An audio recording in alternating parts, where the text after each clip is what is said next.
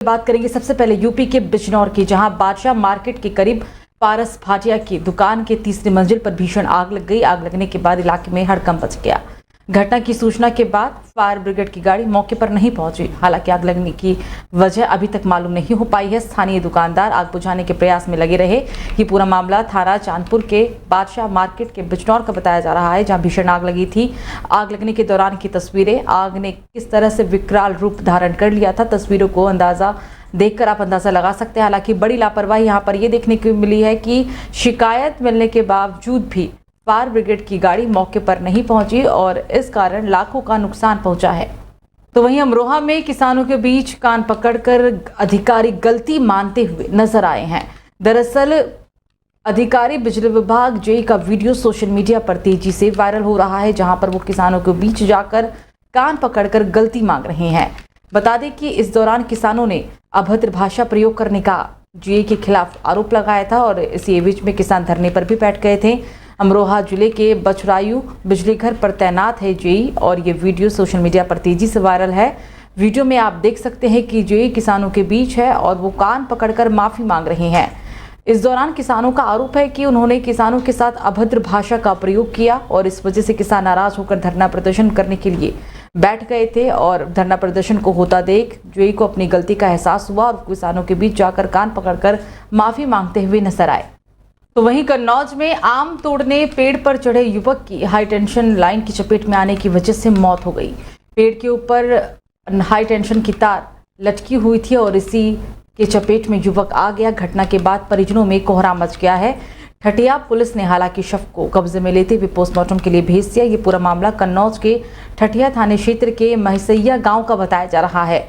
युवक पेड़ पर चढ़ा था, आम तोड़ने के लिए युवक पेड़ पर चढ़ा था और इसी दौरान वो हाई टेंशन तार की चपेट में आ गया और हादसे में युवक की जान चली गई।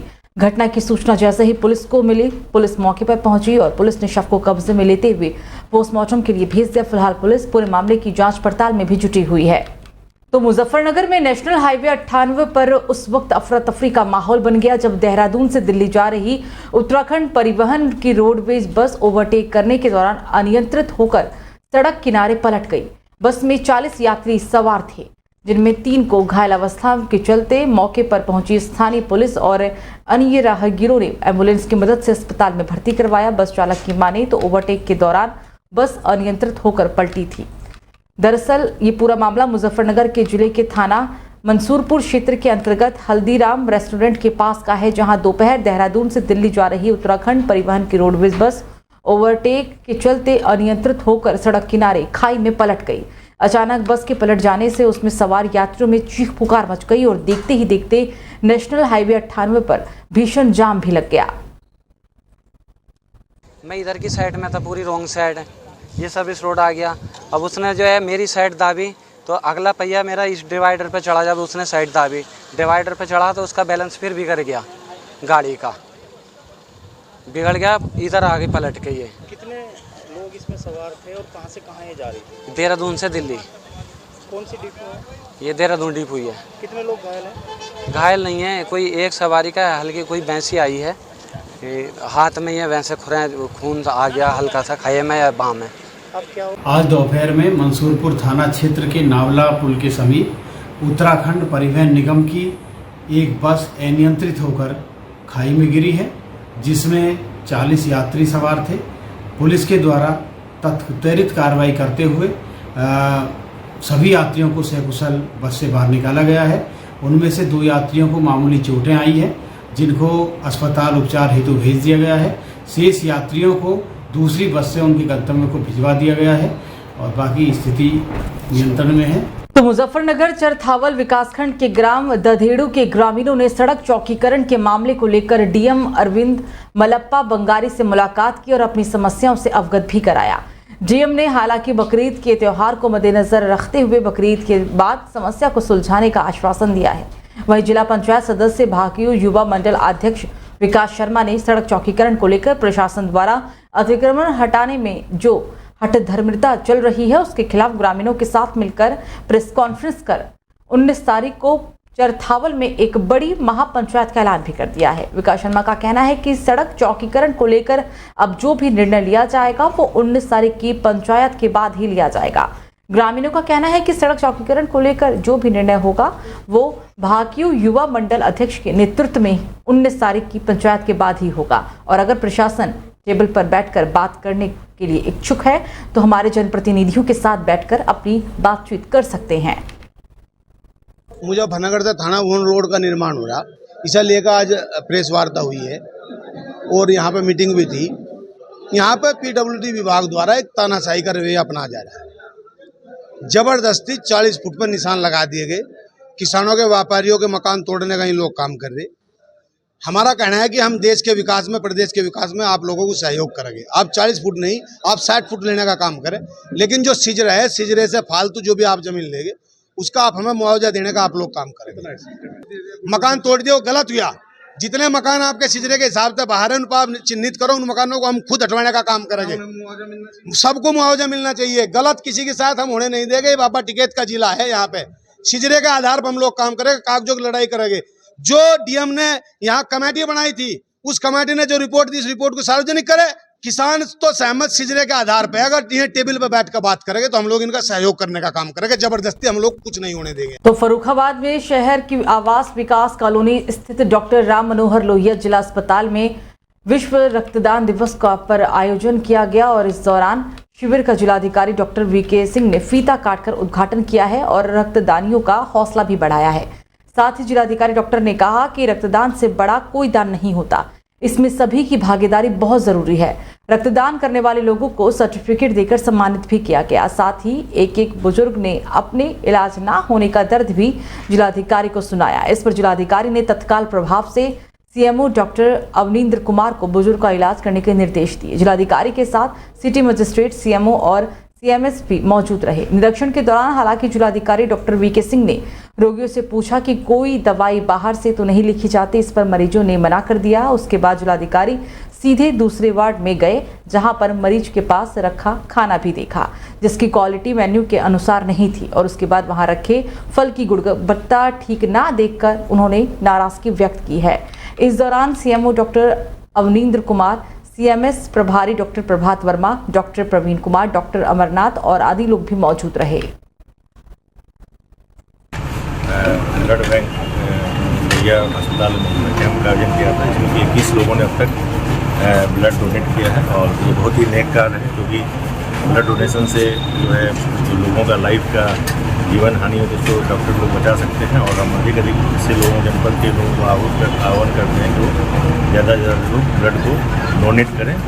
और लोहिया अस्पताल के हमने कुछ वार्ड का भी निरीक्षण किया है। पहले से सफाई व्यवस्था मुझे बेहतर लगी, सफाई अच्छी है। इसी तरह की सफाई और इससे और बेहतर सफाई की व्यवस्था रहे। खान पान में सुधार की आवश्यकता है। मैंने फार्मासिस्ट को और सीएमएस साहब को इंचार्ज उनको भी बता दें कि आगे से खान पान और फूड्स की क्वालिटी में सुधार लाएं। शेष चूँकि मैं डिटेल इंस्पेक्शन अभी आगे और नेक्स्ट टाइम करूँगा, तो उसके बाद ही बाकी व्यवस्था ठीक है। तो फर्रुखाबाद में टेम्पो चालक से दबंग अवैध तरीके से वसूली कर रहे हैं। दबंगों की दबंगई से परेशान टेम्पो चालक पुलिस अधीक्षक की चौखट पर पहुंचे। बता दें कि फर्रुखाबाद से शमशाबाद अमृतसर जाने वाले टेम्पो पांचाल घाट से सवारी भरते हैं। बिहारी जी बस सर्विस के संचालक मनोज पर टेम्पो चालकों ने अवैध धन उगाही करने का आरोप लगाया है। टेम्पो चालकों का कहना है कि दबंगई के बल पर उनसे अवैध तरीके से वसूली की जाती है। जो लोग रुपए देने से मना कर देते हैं उनको पुलिस से पकड़वा दिया जाता है।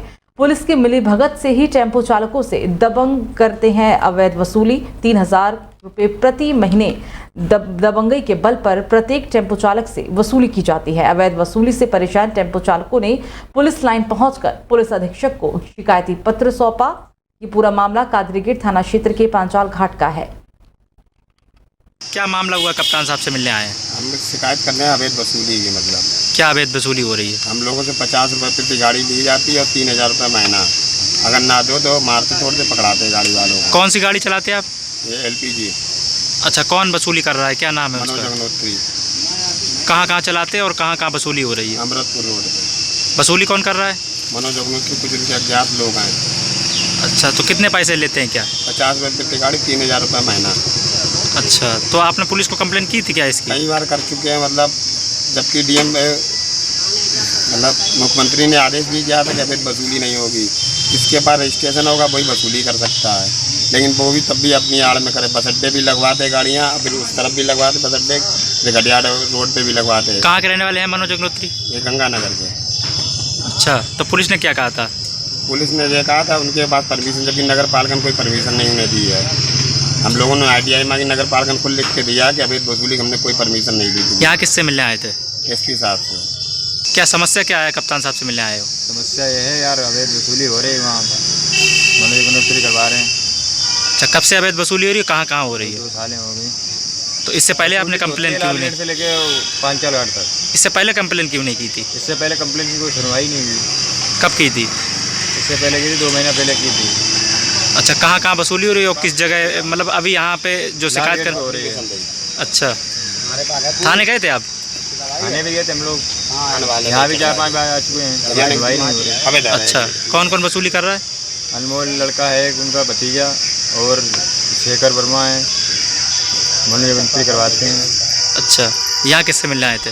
कप्तान साहब से। तो गाजियाबाद में थाना GRP पुलिस ने ट्रेन, रेलवे स्टेशन और उसके आसपास के इलाकों में यात्रियों को सामान चोरी करने वाले 2 अभियुक्त शादाब और गुलजार को गाजियाबाद रेलवे स्टेशन से गिरफ्तार किया गया है। पुलिस ने इनकी निशानदेही पर चोरी किए गए गहने और 12,000 रुपये नकद भी बरामद किए।